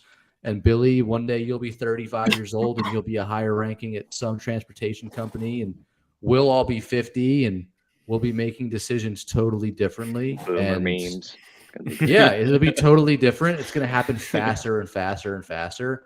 And putting your stake in the ground right now is like a 10-year call option that's super in the money. Like, it may not yield you much now, but putting those memes out now, or building that community now, is just staking it in the ground, and in 10 years, you'll get paid very handsomely for it. And I can tell companies are watching and paying attention too, because, like, I've been following DAT for years on Twitter, and I just roasted whoever their community person is. I am so sorry, but, like, I just kind of teasingly roasted them today, and they followed me back, like, immediately. I teased them. I was like, get a cease and desist letter coming at you. Wait. Bring it. But no, I told them, like, look, if your system is down and people are roasting you, you need to have fun with this. Be like, hey, sorry, we're playing. Like, turn it into, like, a fun, like, okay, yeah, we understand you, and then have fun with it. Let the person running the account have some fun, and I think they want to. They just can't, because I understand, like, where they're coming from. It's everybody has a boss. And they're like, no, you're gonna piss off the customers. You're gonna do this. You're gonna do that. No, I think it's totally different. I mean, look at what Truck Stop's doing. That guy's out there just. And Truck Stop probably pisses some people off along the way, but I think in the aggregate, it's a lot better for their brand. Yeah. He's out there being the Wendy's of freight right now. I just think it's more forward thinking. Like, you may piss off some of the 65-year-old guys now who have been customers for 20 years. But those guys are timing out anyway. Yeah. No, it's a really good point. That guy that's been a customer for 20 years, he's not going to be a customer 20 years from now. It's the guy watching a guy in his 20s right now seeing all this and going, "That's who I want to do business And with." Justin, guess what? That 65-year-old guy, he's not on Twitter anyway. Yeah, He won't even People are- see it. People are focused about what are shareholders going to say, or if the media catches it up, and they're always about bad flack, but they haven't realized that bad flack always ends up winning out in the end. There's countless examples of bad news. I mean, that's how Donald Trump won the presidency. All he did was talk shit. People didn't stop talking about it, and so he won because people thought it was funny. So they I still think we're missing the point. We're kind of still talking very like we're too meta. Like zoom in a little bit on what I was just talking about, which is like, how do you build your own little fucking crew where trust lives, and you all of a sudden you have like this own little micro market for people to build shit for. And they'll actually have users because everybody trusts each other and likes each other. Yeah, you have to send up a flare, and all these companies are just stumbling around in the dark right now. I'm not even talking about that. I'm not even talking about the companies. I don't care about the companies, frankly. Like I think that we don't. Dude, we have people who build shit that companies are building, like, and they raise a bunch of money for, and they build it themselves in like 5 weeks. Like, we don't like, the companies are like, they have bigger problems than not memeing. The companies are very slow moving, and they don't build good. They don't build good software, frankly, many of them, and they're entrenched, and they're just so slow. And the point is, like, if I can literally spin up the fucking Freight Gong and get up like 300 users in like a day through like memes, like, that's stupid. You know what I mean? But like, when you actually can like build cool shit and you immediately have a user base, because it's so hard. I'm telling you, it's so hard to build something and to get actual users. It's really fucking hard. Like, Billy's tried. It is hard as fuck. It is so hard. Like, I'm just making sure you guys understand how hard it is to build a piece of software and to actually have people use it. It is very hard. Yeah, I love just refreshing Freight Gong like once or twice a day, just seeing like you're gonna be at 3.5 million rings by tomorrow. Can I just say this again? Like, nod your head. Like, this is the tech bro trump card. It is really fucking hard to build something and have people use it. Like, it's not easy. Money isn't the only. Yeah, exactly. It's not even like money. Forget the money for a second. Even if shit's free, it's still hard. Right. Like, it's not easy, and money doesn't buy you it either. You know what I mean? Like, a lot of these companies raise a shitload of money and they have no fucking users. Like, nobody uses their stuff. It's like, it's not about money, and it's the problem is scale. And they try to do shit at this like scale, and they have no trust with their users. Their users have no idea who they are, right? And the point with the Freight Gong is that the users know who we are and know who I am, and they're using it, and it's just a meme. Yeah, you putting the scoreboard up there was genius, because I'm scrolling through the list right now. Jake did that. Like, so he literally built that. Like, we drove to F3 on Monday, and I wrote my speech, and at that point it had like 100,000 rings or something like that, and I was like, holy shit, that's crazy. And then next thing I know, like 2 days later, I'm giving the speech. We have a leaderboard now, and it's like at 3 million rings or whatever the fuck. Like, it's so really sick when we saw it went live, and we were sitting on the roof, and we were like, "Oh my god!" Oh yeah, dude, that was a good highlight. Imagine if you had an advertiser paying you $1 for every ring. Well, dude, I have advertisers.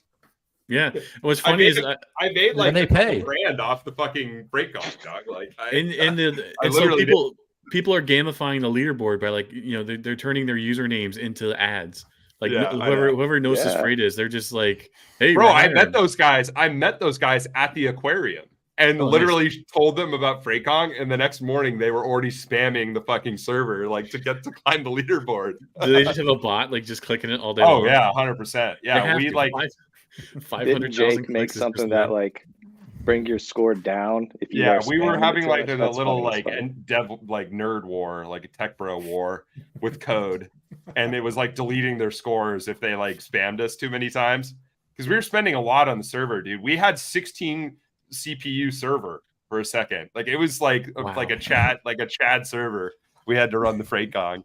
It was like $15 a day, dude. It was a lot of money. Like it Oh was. my god. But what you're saying when it's so hard to build something and sell, and you have to build that community, that's you're right. Like you can't just build something and sell it because you're not going to trust in because these people don't trust their users. Building that community, like the Lost Freight Discord, like what we've just made as a catalyst at F3, is really how to solve some of these problems at the larger scale. That's how it's going to get to the larger scale. It's you if you think about it top down, you're never going to solve it. You'll never solve it. And I mean, like, why even like there's a lot of people out there who go about things that way and they sound like broken records and they talk and nothing ever changes. And they make no money. Yeah, and they make no money and they have no fucking fun either. You know what I mean? So it's like, why not? Whatever happened to starting a company and just being profit centric and like wanting to make money off of your first customer? Like, it's just ridiculous. The leaps and bounds these companies go to raise money just to freaking light it on fire. So I'm working on this magazine thing, and like I've talked to a lot of people about like what does it look like? Like what's the business model? Like a lot of magazines will put out like magazines for free and then they just make money on ad sales. And I talk to people about like, hey, we'll go in and do like this guerrilla marketing strategy, spend a few grand, just go drop magazines off at brokers' offices and stuff. And I was like to me, this wave we're riding, and it's like relatively small now, let me just focus and sell and market to like this little audience. And this thing's only going to get bigger. And if it's a slow growth, that's fine. Like just focus on like day one, can I be profitable with it? And over time, just keep riding the wave and promoting this thing as we go. Start with customer one. I think Alex Mai, Mother Trucker News, he said it best. He's like, oh, people get discouraged. And we went over the podcast numbers at the top of the video. So, like how many episodes puts you in the top 1 percentile. He's like, oh, I only have 300 subscribers or 300 follows. Well, then just talk to them. Just talk to them and deal it out. I just, I give fun facts before I coach an Orange Theory class. And today, by the way, November 15th, 1903 is when the patent was awarded to King Camp Gillette for the disposable razor. And the disposable razor in 1903, he sold like, I think it was 160 razors, but the razors came double bladed. He made his money off of the blades, not the razor itself, because there was 2 blades. So it was 167 razors and then like 50 something blades. By the end of 1904, he had sold 90,000 razors and then 12 million blades. So he made money off the blades. That was just in a year. So this is a disposable razor. And this is a guy who wasn't a manufacturer, King Camp Gillette. He was basically like a sales guy and stuff. And he just came up with this idea of dueling up razors and then having people throw them out. And it's just, you start with one. You just start with one person. Like you start with that one razor that somebody's going to use. Start with customer one. Now I'm using 6 of them at a time. Jesus. I went for the Mach 3. When they came out with the Mach 3, I was like, okay, this is getting ridiculous. And then they came out with the Pro Glide. It's six blades. I was like, oh yeah, this is nice. Whoever owns Gillette is fucking like, we should be complaining about them and how they've exploited us all by selling us things we don't need with all these fucking blades. I did haul a load for a Schick razor load. It picked up somewhere near Chicago, somewhere in Chicago. I forget which exact town, but it was in the Chicago area, and it went right to, because Schick razors are made in Milford, Connecticut, and it was just a box of razor blades. Expensive load.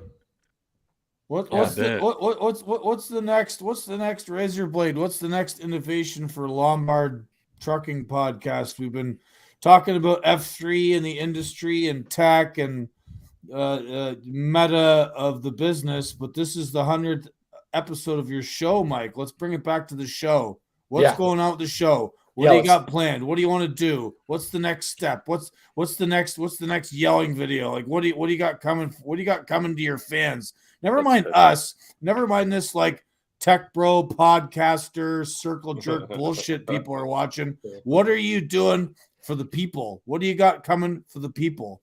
Yeah, so let's talk about the future. Good segue here. Yeah, the next 100 episodes. Number one, to everybody I talked to at F3, I have their business cards, so some emails are going out. These are all people who I want to have on the show to tell their logistics story for sure. But in the meantime, I'm really lasered in on getting more drivers on the show, especially after talking to Mike Marshall. When's Uncle Kevin? I hooked you up with Uncle Kevin. That's like having Bigfoot on your show. For anybody out there listening, be advised, please advise. Uncle Kevin is going to be quite the tale. That might actually, like I said, we might have to turn that into a short film. Listening to that guy, listening to that guy talk about like farming, like working on the farm when he was a kid. I was like, oh my God. And then listening to him talk about the meals, like I love it'll be a picture of like him at a dinner table in a restaurant. And it's just one plate on the table. So he got like the waitress or somebody to take a picture of him at the restaurant. Is this the big Sib? Plate of eggs. Yeah, this is Big Sibs Anon, who he pretends to be on Twitter. Got it. But yeah, back to the future. Yeah, getting more drivers on, because we said it a little while ago, finding solutions. I think part of that solution is continuing to get more stories from drivers, having conversations with them, talking with them about the issues, because all of those right there are receipts. Especially, and I go back to Danielle's story. I go back to Desiree's stories. Those are all receipts. Like when people ask, what are you talking about? Here you go. I use Gord's show as receipts all the time. I say, hey, listen to this. I say, listen to this episode with Dr. Karen Levy. Listen to this episode with Will Cook. Listen to this episode with Michael Belzer. These are credentialed, PhD, received and read their books. Yeah, and people got to read their books as well. I know I got to read Karen Levy's book, but so getting the stories out there, because I think that's how we get down to it. Like we said at F3, all of these people loved hearing that we were drivers. So apparently they do want to listen to drivers, but they seem to not know how or have the gumption or desire to. So talking to more drivers for sure. Making as many more episodes as I can is definitely on the goal, but also besides just producing more long form podcast content and making the show more marketable, biggest thing that's going to be coming down, and I have a wedding this weekend, and as soon as I get back, like over the holiday, I'll be starting this up. The newsletter is going to be coming. I do want to get out there. So for anybody out there listening, I want to put out at least use Beehive. Yeah, I'm going to use Beehive. Get it going. A newsletter. There's a lot of newsletters out there, but there's not one health centric focus. Don't fucking justify your goddamn newsletter. Just do it. Yeah, don't worry about it. Just do it. Yeah, don't justify it to us, please. Tell people to fucking pay you. Yeah. So a newsletter is definitely come out with that.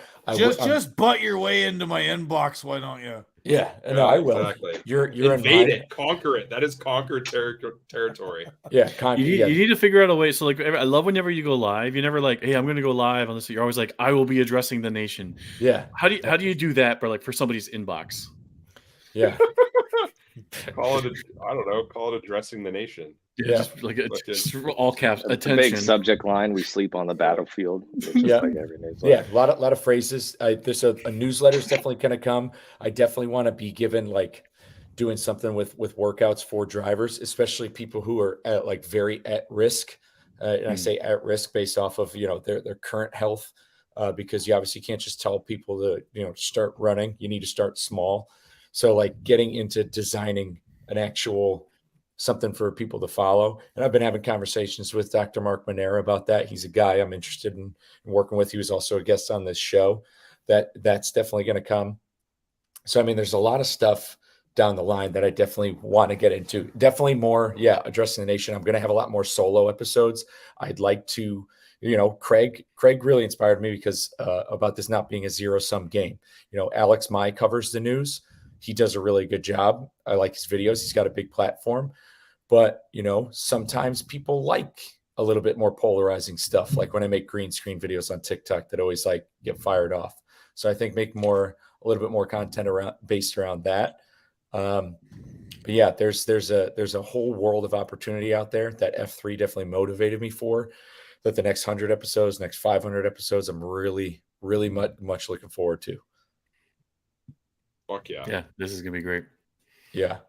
And if I can just say, and that's to anybody out there, and that's to you guys too, is that it's not a zero-sum game. We definitely just got to keep creating more memes, more, that the Kylo Ren Star Wars meme comes, the more comes to mind for it. And I had something else that was in my train of thought that was like going along with the newsletter with it. Oh yeah, that's what I was going to say. Like definitely, we sell Please Advise hats. Guess what? We need more merch. And so like I talked about it when we were in the arena on the Discord yesterday about like reestablishing a brand. Like I truly mean if that. I could buy a fucking Lombard Trucking like jacket, like the one your family had, like your like windbreaker thing, I would buy one of those in a fucking second. A tank top. Those are sweet. Nostalgia really sells. And I truly meant that, what I said last night in the Discord about how like it's so true. And this dude, he's friends with he's married to one of my wife's friends. He's like, dude, if you move to Waterbury tomorrow, you could just, if they saw Lombard on the ballot, there's a couple of names like Lombard, or the current mayor O'Leary, like there's names that are part of like Waterbury's history, like that have just always been around. There's that where Lombard's main terminal was in Waterbury. It's the strip mall is still called Lombard Plaza, even when it was bought from my grandfather. After it sold, the guy who bought the strip plaza kept the name because he knew how much it belonged to the city. And like that's a brand right there. And Dom, you probably know a little bit about this because people in your area probably know Tulo Truck Stop. They probably know Tulo hauling fuel because they've been seeing it for a fucking 100 years. And exactly. that to me is like powerful right there. And that's something that's kind of and like Craig likes hearing these stories, and guys always like hearing about like third, fourth generation companies and how it's become harder and harder for them to get passed on. Craig was talking about this with US Express yesterday. It's so hard to pass it on. And look, I can't, if I could snap my fingers and, Lombard was back to what it used to be and I could do that, I would wave a magic wand. But the idea of that happening is just literally, especially right now, because I'm not a billionaire, impossible. Did Fuller say why?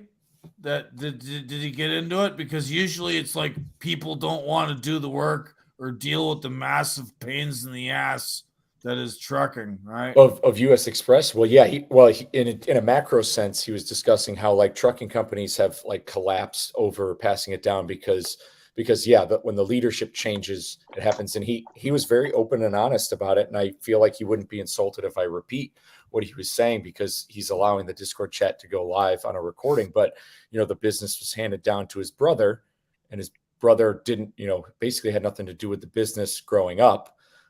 And so it was given to him. He fired a bunch of people and he let go a bunch of people who had been around the business. And it just, it kind of cannibalized itself. It just, it fell apart. And that's why it was, sold.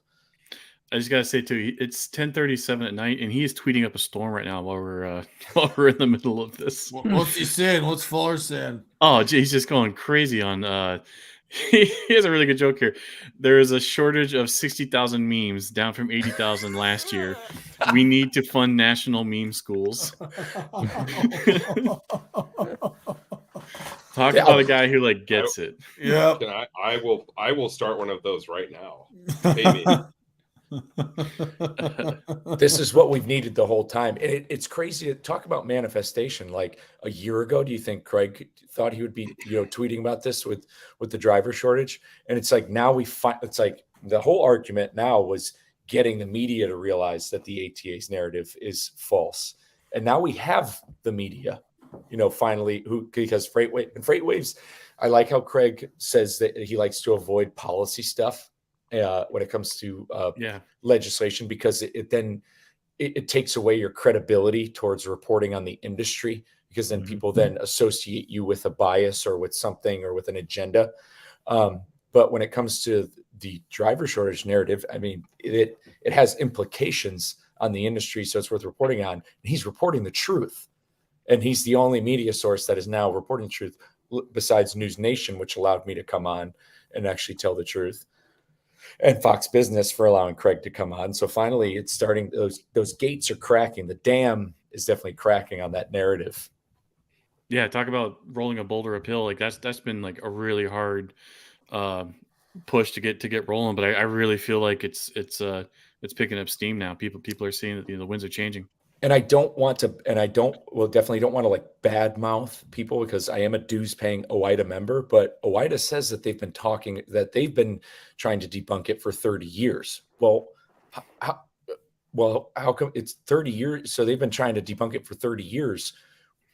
I mean, and I'm sure Gore's been trying to debunk it for, a little bit longer than myself, but like, we've kind of been like really fucking beating this horse down for essentially 12 months, and now the dam is cracking. Well, I think OIDA's problem too is that, and I love OIDA. They're great people. I think OIDA's problem is that they were talking to people that already knew, that it was bullshit, and whereas Craig is talking to like a wider audience. That's why when we first were chatting on your show and stuff, I was like, this Lombard, this is somebody I need to like introduce to as many people as possible, because I don't think if you see a door in your way, you're not just going to be like knocking. You're going to like run through that door.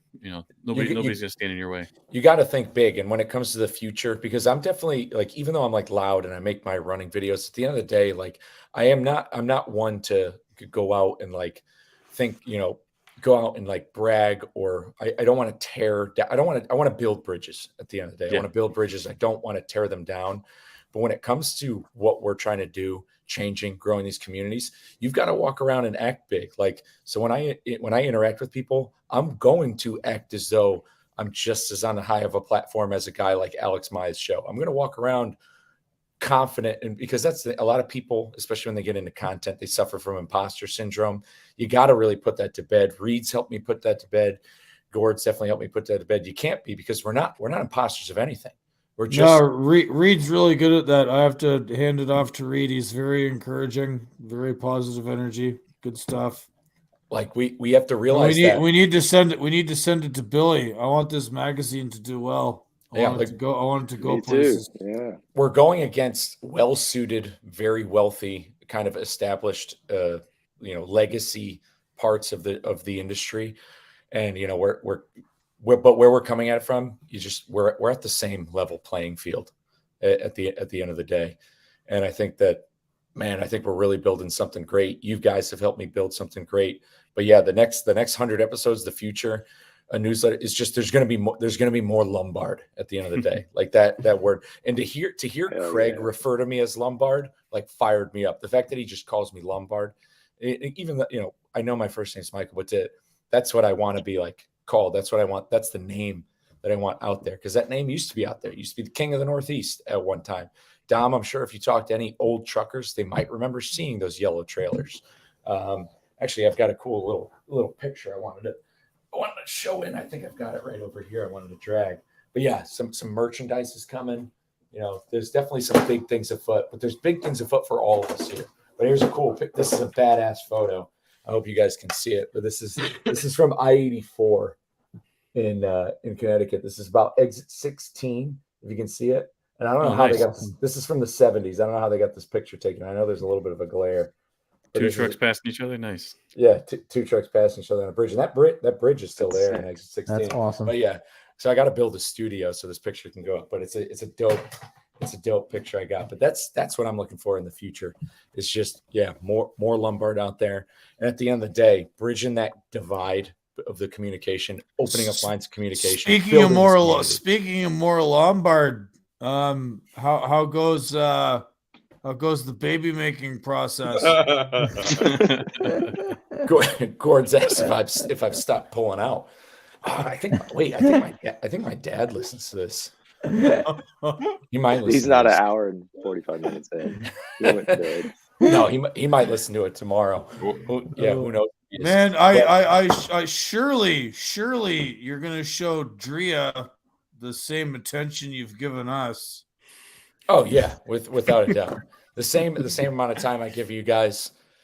Of course she does. God my damn it. God. I mean, But dude, yes, you're telling us you're gonna get us more Lombard. Maybe you need to, you know.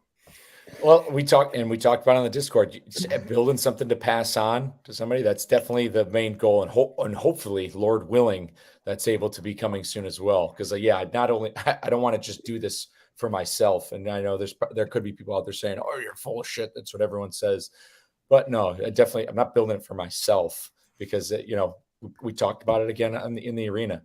I want to build it to help other people win. That's it. Build something, help other people win. Also build something, pass it on. So yes, hopefully, Lord willing, we'll find. Well, like I said, we'll find out. It's in his hand. It's in his hands at this point. You know what I mean?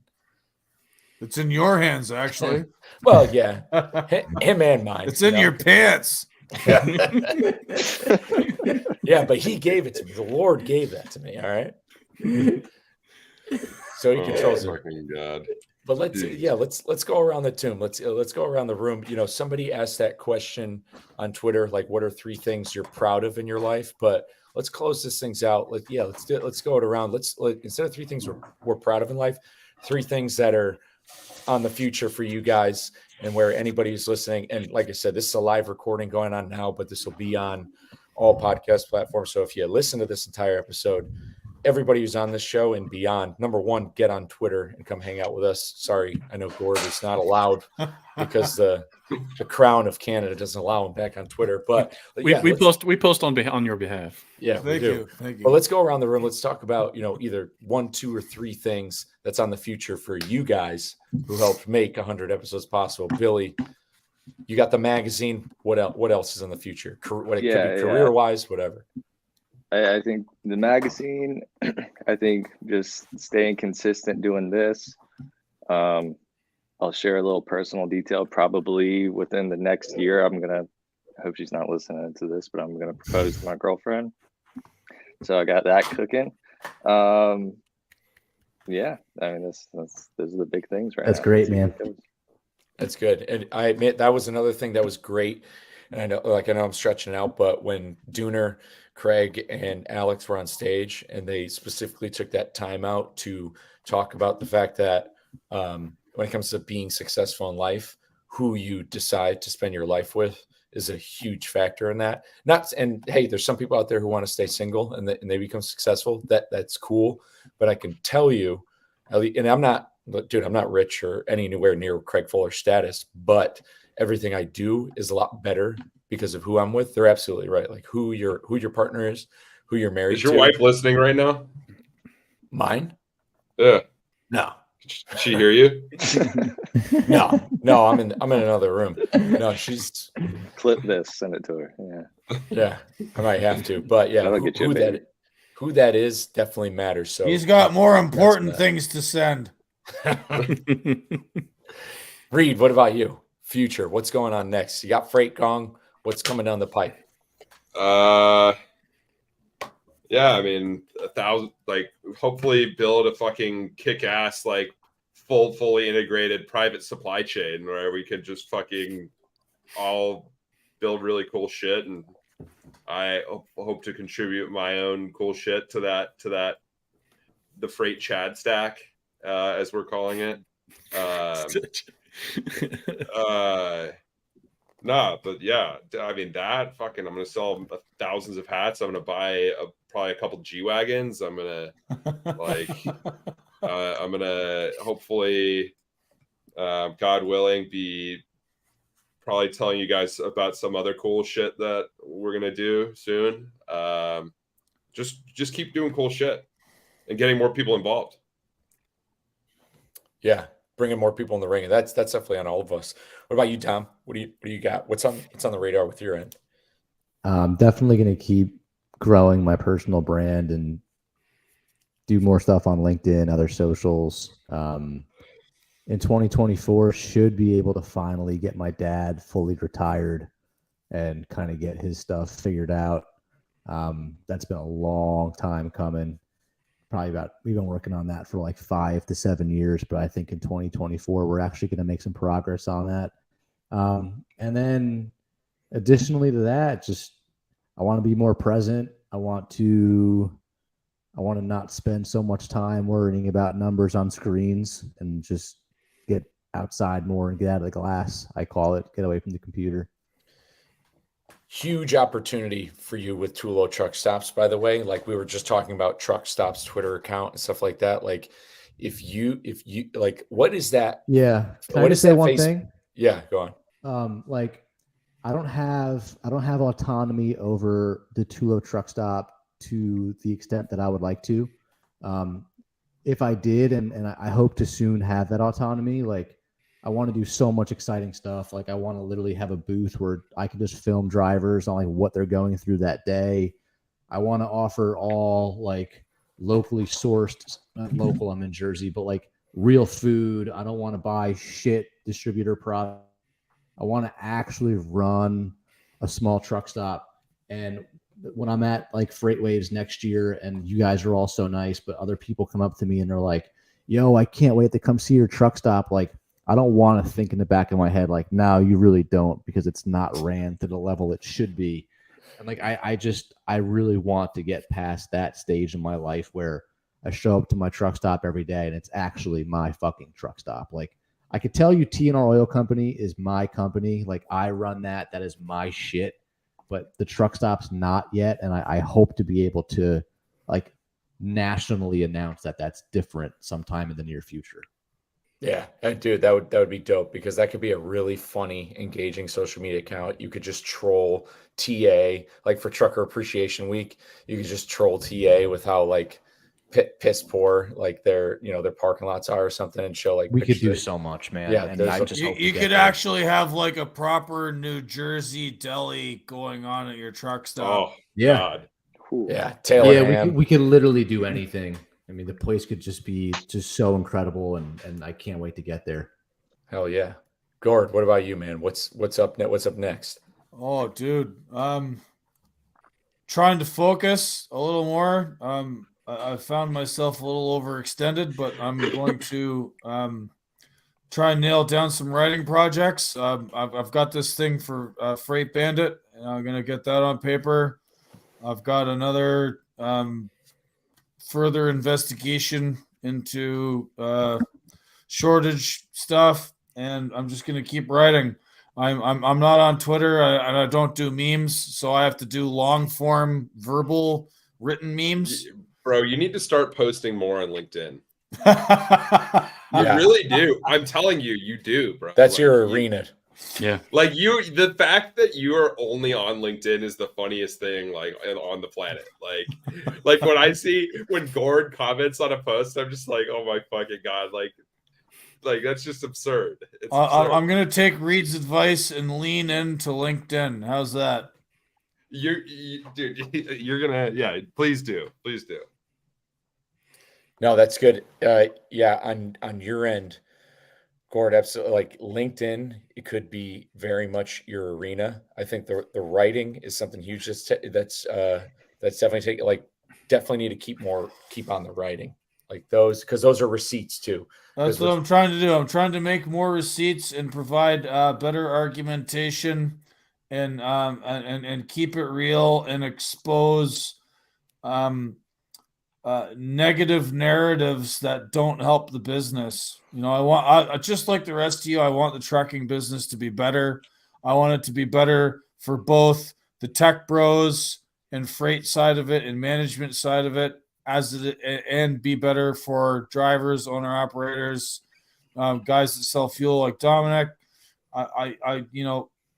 There's lots of room for improvement, and there's lots of room to bring better information and better solutions, and whatever I can do with my own talents regards writing to help that's what I'm going to keep doing. Hell yeah. And before, and I don't know if I'm opening any can of worms, but would love to have you back on for another episode because you're advocating for these guys. I feel like there's a lot going on with the Freedom Convoy that we were talking about at F3. And if there's any way we can amplify that message of kind of some of the injustice going on with the gentleman in Canada, I think that's something that needs to get talked about a little bit more. Sure. I mean, the trucking intersects with the government and society in many ways. And there's still some ongoing issues there. Sure. I'd be happy to. Yeah, that would be a good one. And what about you, Justin? What's on the radar? Give us some inside Freightwaves baseball. What are some goals on your end? I really got to get with Craig and see what we're doing with this like industry-wide meme lord shit going on, because I again, it's beyond my wildest expectations of like how this is really taken off. I mean, literally this yard management company literally was just like, oh yeah, we're digging up our account and we're gonna start shit posting as well. Like you love to see it.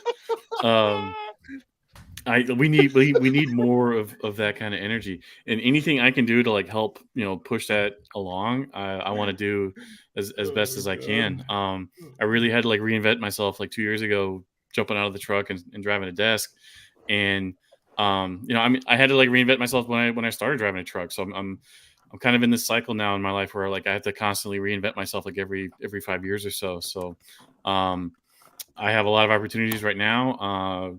Can't really speak publicly too much about some of them, but yeah, I definitely want to see what Craig and I can get going with a lot of this stuff. Yeah, I'd say that's a great way to leave it. Reinventing yourself. Never too late to reinvent yourself. Never too late to get out there and go after it. Oh, there's those effects again. Yeah, damn. I don't know. Must be some StreamYard perk. But man, what a way! What a way to top off episode 100. I did promise for episode 169. It would be like Rachel, Blythe, and Grace. So give the ladies 69, because I know 69 was us. It was me, Justin, Reed, and Dom. So we got to hand it to the ladies for 169. That's fair. I'll accept that. That's the next big milestone coming. But there's going to be a lot in between. If you're listening to this, if you're still tuning in live, I know there's a couple people on YouTube tuning in live. I see. Shout out to you guys. Legends. Stick it to the end. Anybody who tuned in live, my friend Dylan chimed in earlier. He's listened to my show since episode 1. He was a guy I served in the Marines with. I appreciate everybody who listens. Like I said, share the show, get the word out there, share all the guys on the show. And if you want to come on, if you're a driver, anybody, reach out. We're just trying to keep the story going, find the solutions, and have some fun while we're doing it. Post some memes. But that's all you guys got, guys. Post some memes, lay some pipe. There it is. Yeah, baby. Let's do it. We're back to the bench. Take care.